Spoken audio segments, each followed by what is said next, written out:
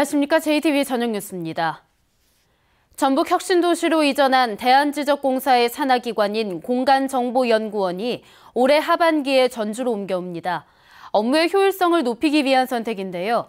다른 공공기관 산하기관과 유관기관 유치에 보다 적극적으로 나서야 할 것으로 보입니다. 보도에 송창용 기자입니다. 지난 2013년 11월 전북 혁신도시로 이전한 대한지적공사입니다. 지적공사의 산하기관 가운데 한 곳인 공간정보연구원이 올해 하반기에 서울에서 전주로 옮겨오기로 결정했습니다. 공간정보연구원은 지적과 공간정보와 관련한 제도와 기술을 연구하는 기관으로 정원은 52명입니다.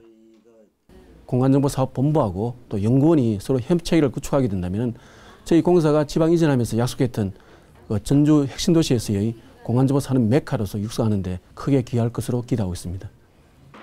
공간정보연구원 이전을 계기로 다른 공공기관 산하기관과 유관기관 유치에 더욱 집중해야 한다는 목소리가 커지고 있습니다. 전북 혁신도시 이전 기관 가운데 전기안전공사는 전기안전기술교육원과 안전인증센터 등을 산하기관으로 두고 있습니다.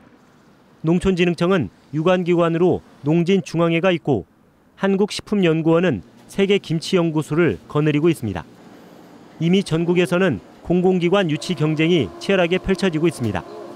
세종시는 행정중심 도시라는 이점을 내세워 축산물 품질평가원과 농림축산식품 교육문화정보원을 유치하는 데 성공했습니다. 행정중심 복합도시를 넘어서서 실질적인 행정수도로 만드는 데 앞장서는 첫 번째 해가 될 것입니다. 공공기관을 유치하면 직원 이주와 일자리 창출, 그리고 관련 산업의 발전을 기대할 수 있게 됩니다. 지역의 균형 발전은 물론 경쟁력을 한 단계 더 끌어올릴 수 있는 공공기관 유치를 적극 추진해야 할 때입니다. JTBC 뉴스 송창용입니다. 전주교도소에서 복역 중에 귀휴를 나갔다가 잠적한 무기수 홍승만 씨가 9일 만에 숨진 채 발견됐습니다. 마지막으로 머문 경남 창녕의 사찰에서는 유서가 발견됐습니다. 정원희 기자입니다. 경남 창녕군의 한 야산에서 홍승만 씨가 목을 매 숨진 채 발견됐습니다.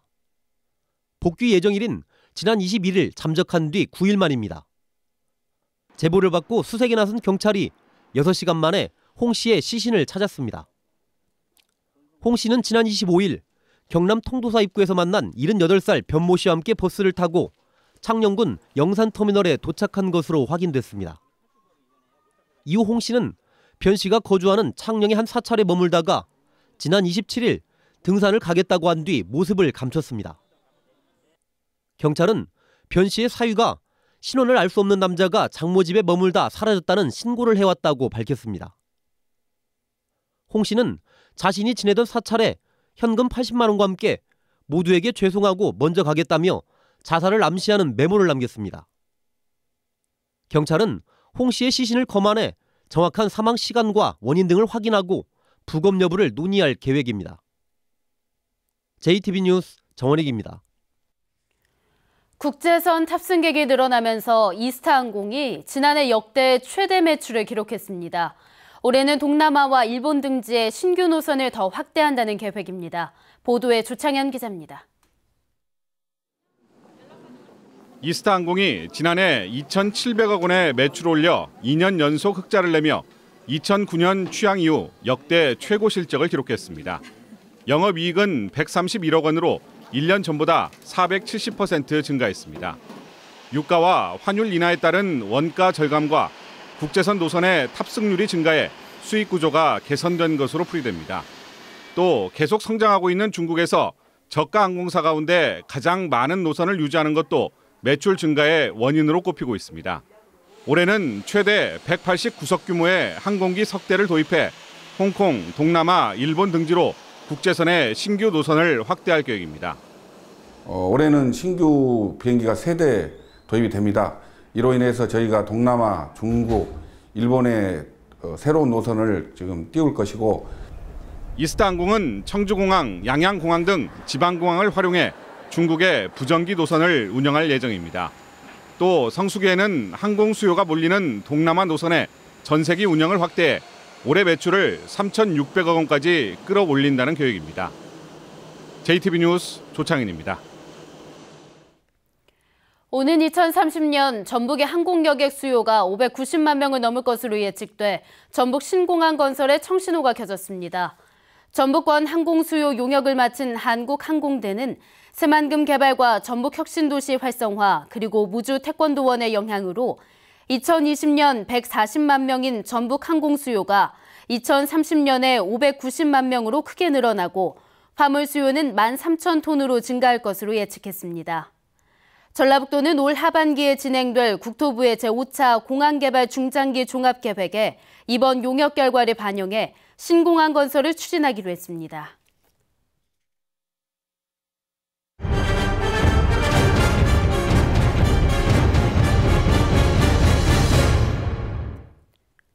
고창의 한 숙박업소 진입로가 무너져 내렸습니다. 업소 주인은 수도 간 누수 때문이라며 보상을 요구하고 있지만 고창군은 누수가 직접적인 원인이 아니라며 맞서고 있습니다. 민원 현장 하원호 기자입니다. 고창에 있는 한 숙박업소입니다. 주차장으로 이어지는 진입로가 마치 지진이라도 난 것처럼 시멘트 포장이 갈라지고 폭삭 내려앉았습니다. 옹벽은 금방이라도 무너질 듯 위태롭습니다. 진입로가 무너진 것은 지난 16일입니다. 철판 텄는 소리, 탁탁 텄는 소리가 나고 그 후에 밑에 지진 나는 마냥 그냥 땅이 한가리 쏠려 나갔어요. 이 씨는 파손된 상수도관에서 새어나온 수돗물이 집안을 약화시켜 진입로가 무너졌다며 고창군에 보상을 요구하고 있습니다. 하지만 고창군은 수돗물 누수는 인정하지만 누수가 붕괴의 직접적인 원인은 아니라며 맞서고 있습니다. 수돗물이 아무리 오랜 기간 해도 그 양으로가 어떤 영향을 미칠 수 있는 거라면 원래 옹벽 자체가 잘못 만들어진 거고. 무너진 진입로를 복구하는 데는 1억 원가량이 들어갑니다. 개인이 감당하기 힘든 금액이지만 고창군은 소송 결과가 나와야 복구비를 지원할 수 있다는 입장입니다. 공사를 먼저 하고 소송을 해가지고 차후에 돈을 받아가라 이러는데 우리가 지금 돈도 없고 장사도 못 오고 그것이 폭포죠. 붕괴 원인을 놓고 양측이 공방을 벌이는 사이 복구 공사도 늦어져 자칫 더 큰 사고로 이어지지 않을까 우려되고 있습니다. JTB 뉴스 하원호입니다. 오늘 치러진 4.29 재보궐선거에서 정동영 전 통일부 장관의 당선 여부가 전북 정치권에도 적잖은 영향을 미칠 것으로 보입니다.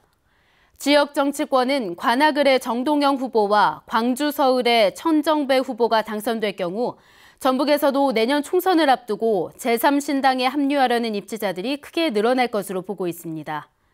그러나 정동영 후보가 당선에 실패하면 내년 국회의원 선거 역시 새정치연합의 일당 체제로 치러질 가능성이 커 보입니다. 올해로 16번째를 맞는 전주국제영화제가 내일 개막합니다. 영화제 개막을 알리는 레드카펫은 내일 오후 6시부터 전주 종합경기장에서 열리며 개막식은 6시 반부터 가수 겸 배우 김동완과 임성민의 사회로 진행됩니다. 올해 영화제는 영화의 거리와 전주 종합경기장, 전주 효자동 CGV 등 3곳에서 열리며 모두 47개 나라 200편의 영화가 상영될 예정입니다. 전주 완산경찰서는 전국을 돌며 차량에서 금품을 훔친 혐의로 사는 곳이 일정치 않은 31살 이모 씨를 구속했습니다. 이 씨는 지난해 7월부터 최근까지 전주와 광주 등 전국을 돌며 주차장 등에서 차량 유리창을 깨고 25차례에 걸쳐 120만 원가량의 금품을 훔친 혐의입니다. 날씨입니다. 어제부터 전북에는 부안 62mm, 김제 58, 전주 26mm 등 많은 비가 내렸습니다. 이번 비는 5mm가량 더 내린 뒤 밤늦게 점차 그치겠습니다. 내일은 흐리겠습니다. 아침 최저 기온은 10도에서 15도, 낮 최고 기온은 23도에서 26도로 오늘보다 높겠습니다. 금요일인 모레는 낮 기온이 29도까지 오를 것으로 보입니다. 전주기상대는 이번 일요일에 비가 오면서 기온이 떨어질 것으로 내다봤습니다. JTB 저녁 뉴스를 마칩니다. 시청해주신 여러분 고맙습니다.